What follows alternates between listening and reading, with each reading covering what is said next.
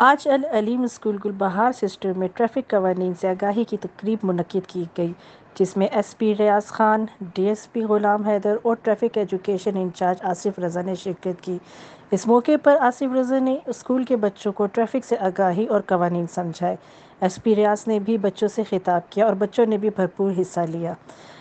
आखिर में स्कूल की जानिब से एसपी, डीएसपी और इंचार्ज को सर्टिफिकेट भी दिए गए और ट्रैफिक पुलिस की जानिब से स्कूल की प्रिंसिपल और स्कूल इंतज़ामिया को भी शील्ड मुहैया कर दी गई।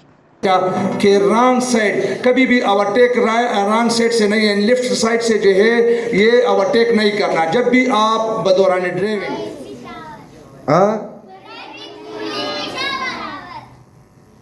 अच्छा,